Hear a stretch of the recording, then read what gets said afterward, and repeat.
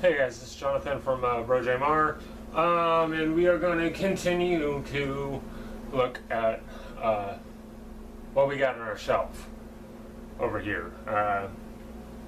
Last time I took a little departure and wasn't showing you guys any movies, talking about books. I don't know what you guys thought about that. Let me know.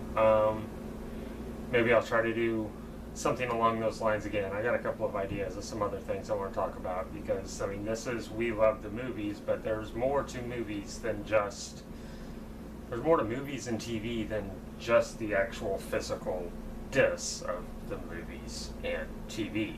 There's more to it, and I love all of it. So we're going to continue to look at TV today. I'm going to go through, and we've got a lot of stuff that doesn't really fit in anywhere else. It's all kind of individual type stuff. It's not necessarily seasons of anything. So we're going to look at some of those and break some stuff down. These should be pretty short. I only got like 4 or 5 apiece on all these different categories. So we're just should be able to just fly right through them. First thing we're going to talk about is made-for-TV movies, which we have a small selection of. First one is the unauthorized Saved by the Bell TV movie. I have not watched this yet. We watched the Full House one while it was actually on TV. We watched it as it aired, and it was okay. This is the Saved by the Bell one. I don't know why I haven't watched it yet. Michael watched it. He said that it was pretty terrible. But we picked it up when it came out. We found it for like $8, I think. So that's that. Next ones I got some Stephen King stuff, and I'll explain why I have all these after I go through it. First one is a Triple Terror collection.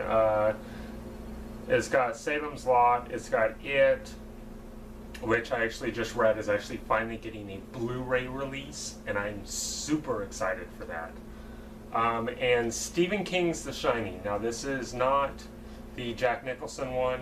This is the one that Jack Nicholson didn't like that version. He said it didn't follow along with what he had done in his book, so he decided to do his own. He wrote the screenplay for it, he produced it, and from everything that I've heard, it's kind of terrible. I haven't watched it yet. I picked this up specifically for it. And then I've got Storm of the Century, which, by the way, if you have not seen this, this is amazing. It is so good. Now, I had picked these up because last year, for the month of October, I was going to do Stephen King reviews.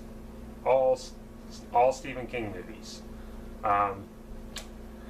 Now I shot like 3 of them. I never got any of them edited or posted. Maybe I'll try to work on those and get them posted up for October this year. We'll see. Just because I was never able to finish it. I had a list of 6. I only got through like 3 of them. Finally, this is something that I was so super excited to find. And I've watched 2 of them. I haven't watched the other ones yet. Chronicles of Narnia. Now this is the BBC version from the early 90s. BBC movies that they put out. These were made for TV. They were shown on BBC, but they are full length. I mean, The Lion, the Witch, the Wardrobe is almost 3 hours long. I remember watching The Lion, the Witch, the Wardrobe in school. In one of my classes, we watched it. It was over the period of like a week. We watched it because we had done the book. We had read the book in that class, and we watched the movie. We watched this version of the movie afterward. And then in a totally separate school, we watched Prince Caspian. Because I covered these books in like 3 different schools. We read them. I read The Lion, the Witch, Wardrobe 3 times in school. It was ridiculous. It was like we always covered it. But these are amazing. They're very, very good adaptations. These are true adaptations of the book. BBC is very good about that. Now, the other movies that they made, the ones that they made recently, which I know they only did 3 of, This one did 4. This one went all the way through the Silver Chair. I know the other one only went through Voyage of the Dawn Treader. I've seen the first 2, and they're great. Lion the Witch Wardrobe is fantastic. Walden Media did such a good job with it. I mean, it's so great. I wish that they had kept that same consistency with the other ones, because Prince Caspian was okay. Voyage of the Dawn Treader I never saw, but just from the commercials and the clips I saw, it just didn't look all that fantastic. But if you can find one of these collections, I found it for really cheap. I think I paid $5 for this.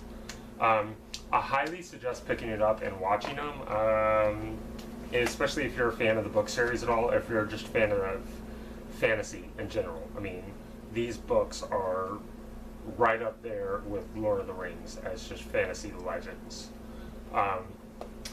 So yeah, try to find that.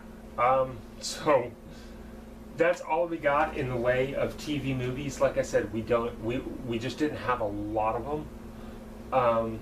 That's all we got, so we're gonna keep this short, and I'll be back with the next ones soon. Bye.